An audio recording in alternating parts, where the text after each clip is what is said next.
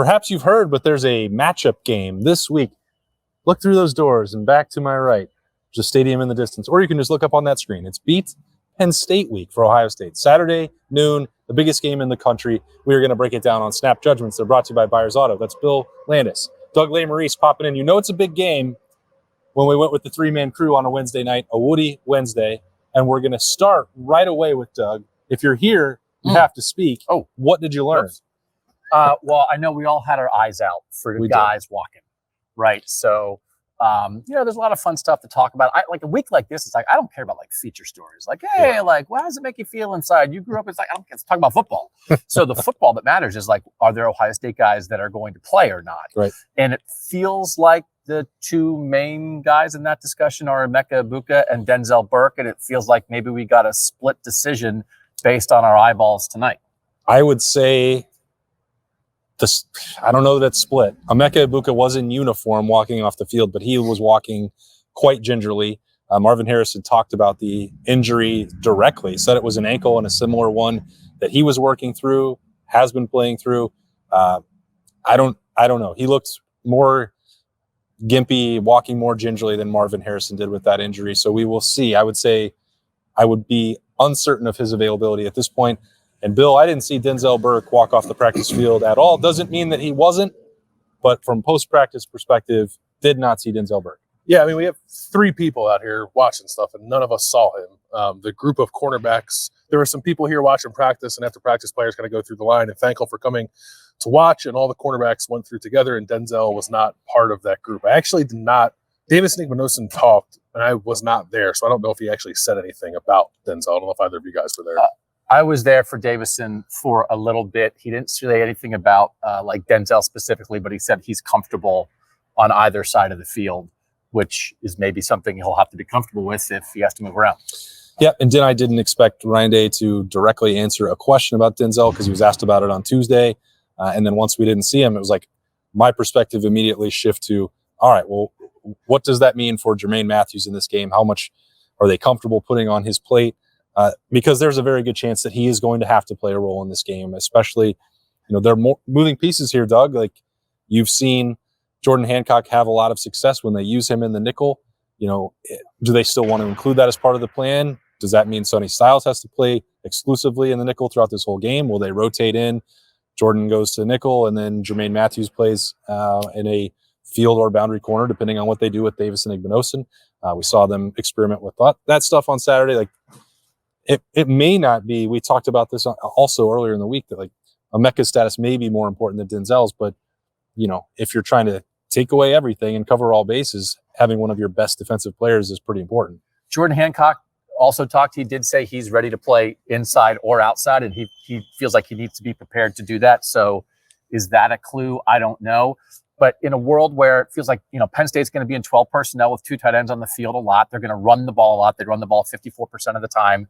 Could you put Davis and Igmanosin and Jordan Hancock outside, leave Sonny Styles on the field in that nickel spot almost every snap? He's almost playing like a third linebacker. Could you do that 90% of the time? I think you probably could. Now, do you still miss Denzel Burke? Of course. He's played as well as any cornerback in the country, but they are, I think, more prepared to make up for his loss than they had been in years past, even without having to play Jermaine Matthews, who, by the way, I think is just like the junior version of Denzel Burke. And Denzel Burke played as a freshman and was good. Right. I think if Jermaine has to play, I think he could handle a little bit. Yeah. Marvin Harrison was asked about Jermaine Matthews, and he sort of echoed all the stuff that Jim Knowles said this week about his confidence showing up right away, not being afraid to go up against this cornerback or this receiver room, finding some success, probably taking some lumps too, but like embracing every moment of it. And that's not surprising if you spent any time here, like in the summer when Jermaine Matthews camped and was screaming at the Ohio State coaches to give me the offer every time he made a play, which is awesome to see. Like that mindset has very much carried over, I think, to what he's doing now at Ohio State. And I think one other point on that too, like in the past, Penn State has had a slot guy that I think worries you, right? Like KJ Hamler, there's another one I'm forgetting in there, Parker Washington. They could certainly put Keandre Lambert-Smith or Trey Wallace in the slot if they want to try to take advantage of that. But it might actually dovetail kind of nicely with having to perhaps play Sonny a lot and then Penn State not having a devastating slot receiver. In uniform from the running back group, Travion Henderson, Chip Trainum, and Mayan Williams. All three in uniform walking off the field. What did they do before that? No clue. But I know that Travion Henderson had been close and they were being cautious for the last couple of weeks. Frankly, I would be stunned if he didn't play against Penn State, but we'll see what happens there. That's the end of the injury update portion of Snappy Jays, brought to you by Byers Auto. So Doug said there's a lot of other intriguing stuff to talk about. So let's get to that. Now give us another lesson, Doug. Well, I don't know. Like, I'm not a recruiting guy. Berm's behind the camera. Yeah. In spirit. Did everybody know? Everyone knows. There's a ghost Berm back there? That's creepy. Everybody knows the Kyle McCord Penn State story? Like, it's common knowledge or no?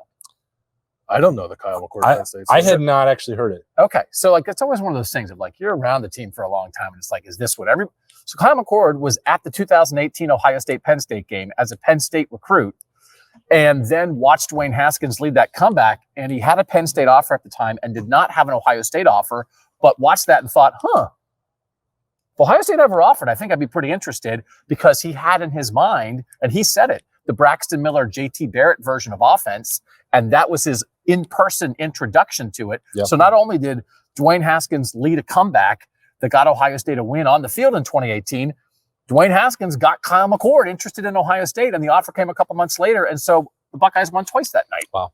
It's pretty, like, the lasting impact of Dwayne Haskins, man. Like, it's fundamentally changed it's incredible. This program. Yep. It's, I mean, you know it, right? But it's, like, nice to be reminded of it sometimes. Yeah. It is. It's really nice to hear somebody like that talk about Dwayne Haskins, like, not directly, but very specifically playing a role in their life. Yeah, that was pretty cool. There is an intriguing subplot going on there with Drew Aller and Kyle McCord with, I don't know, plug your ears, Bill, a Pennsylvania kid, a product of the Philadelphia Catholic League who talked about going to a bunch of Penn State games, including the 2018 one, as a Penn State visitor. And you have Drew Aller growing up in state, cheering, I assume, a lot for Ohio State, going to games in the Horseshoe, and then going to Penn State, and then their paths crossing on the way. And then there's the coaching tie on Penn State staff with Kyle McCord. Like, I mean, these two are they're at the center. The spotlight is on these guys. John Carter, but different positions. Yeah, it's interesting. That's all I'm saying. It is interesting. I don't know. Like, I think that dynamic is probably more of a thing for Drew Aller than it is. Just tell him nobody in Philly cares about Penn State. Nobody in Philly cares about Penn State. Yeah, but I mean, like, it's true. It's just not the same thing in Pennsylvania. It's not a college football as town, it is here. Right? Like, it's not really a college football state. Like, there are people who love Penn but State. Everybody over there was just asking about the home state team. Yeah, it's not. It is not like Ohio. Why didn't you play the smackdown? I didn't hear the conversation happening, or else He's I would from have. South Jersey. Nobody, especially in Jersey, but, like, Philadelphia cares about the Birds, man. Like, people grow up dreaming of playing for the Birds, not for Penn State, and it's not. And everyone in Ohio grows up dreaming about playing for the Buckeyes. It's a very different dynamic. Okay, well, we can put a pin on that one then. What did you learn?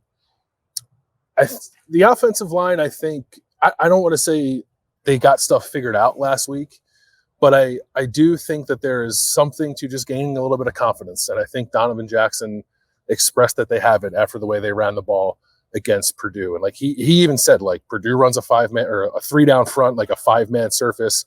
Penn State's more of a 4-3 front. It's, like, very different. Maybe the same plays won't work against Purdue or against Penn State that worked against Purdue, but he thought that the week of trying to simplify things and get in a better headspace running the football and then just sort of, like, coming off the ball and playing physically got them to a pretty good place last week. And obviously I think it needs to carry over this week. It's a much stiffer challenge, but I think it's noteworthy, at least, that they're feeling better about their ability to do that. We'll see if they can actually do it. It hasn't felt like Donovan Jackson has pulled punches. He's appeared in a lot. This maybe 4 of the last 5 weeks that he's been available and talked about this process and the growth. Like, when they've struggled, Donovan Jackson has said so. And when they've not communicated well, he's put his hand up and said that's something that they've got to do. So if they feel a different type of way, like, obviously Saturday is where the proof will be revealed, the truth will be revealed. But if he says it, I tend to believe it, because he's also been critical when they haven't played as well. So we'll see. Penn State and Purdue are vastly different animals, but it does seem like maybe there's a corner turn, or they at least expect that they can handle that. They're not scared of Saturday's matchup, but I don't know. I don't know. Doug's cooking up something here. I kind of want to see it. Yeah. I kinda wanna see No, it. there's I kinda nothing wanna wrong with see that. it, like There's nothing wrong. against a Right. defensive front. This good, real speed rushers on the edge. Abdul Carter as a hammer who's going to blitz at times. I just think we don't actually have a handle on it yet. And it's good that Donovan Jackson feels better. But this is just a different bird. And just like it's Go Penn Birds. State's defense is see, now you planted the seed.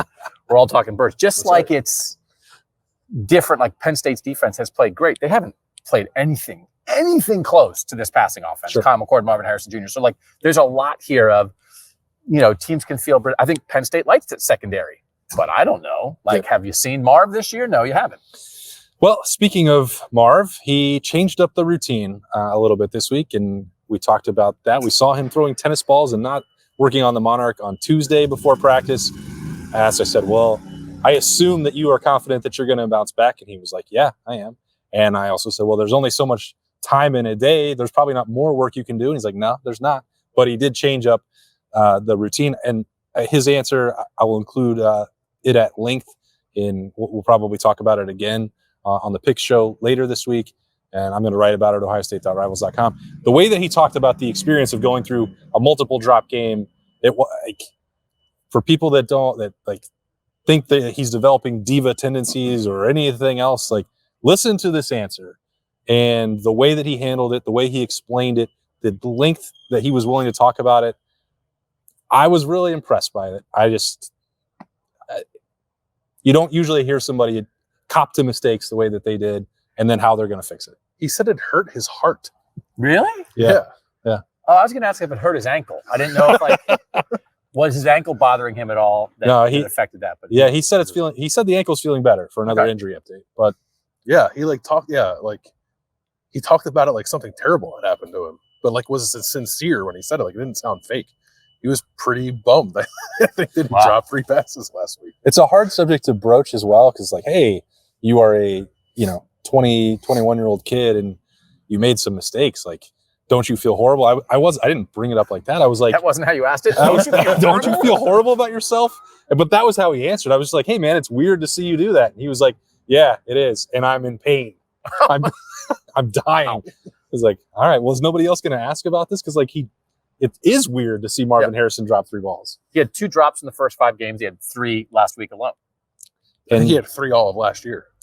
And that's out of character. That's out of sorts. So I think that's another subplot to watch. Like, a fired up Marvin who knows what he did against his team last year. He likes the matchup with Kalen King, and it's going to be well worth the price of admission by itself. So I don't know. That was something that I learned, because you're watching these guys, grow up and mature, and we think about them we think about Marvin as being an already finished product, ready to get his Pro Bowl Hall of Fame induction and Pro Football Hall of Fame. I don't know. There's probably a Pro Bowl. Is there a Pro Bowl Hall of Fame? Yeah. Well, he's going in all of them, right? He's already ready for it. But you're gonna deal with adversity, and he did, and I think it was cool to see the way he responded. So that would be my top takeaway. Anything else, Doug? Just Jordan Hancock again, just talking about the fact that Ohio State hasn't given up a deep shot at all this year. And I was sort of asking about Drew Aller and the short passing game, and Penn State doesn't even try anything deep. And he was like, yeah, but they might be setting you up for something. Like, it's he's buying into your theory. Yeah, it's so the in their heads. It's so important to them. He said they started running in the preseason. Whenever they got beat deep, they'd have to run. And it was like, well, what counts as getting beat deep? And he said, like, anything over your head is deep. And so, like, they've been very good at that. We obviously know it's been a priority, but it's like they really take that to heart. So I don't, is Penn State the team most equipped to take deep shots? Probably not, but they're still like on alert about it. And so that's just a continuing storyline of this secondary and this defense. That's probably the most important thing they're doing. Bill? Tyleik Williams has been dubbed an honorary member of BIA. And he said, I'm very excited and honored to be part of 2 groups. So What does that ceremony entail? Is he knighted? I don't. Yeah, they have a sword. Oh, Yeah. that's what You drop and down to it. So is that sheathing a sword? it's or a is that, samurai sword, right? I thought it was a seatbelt. No, Like, I'm locking you up. You've been locked up. no. Remember, like, Tanner McAllister used to post the ninja emojis last year, and Is that what it is? Okay. I mean, tell me. America, tell us if we're wrong. I'm certain that you will, but I thought it was definitely I ninja thought they were work. just promoting safe driving. Safety first. Click. Click it or tick it. Could be all of those things. You can vote on it now. As that's a great place for us to wrap up a Woody Wednesday.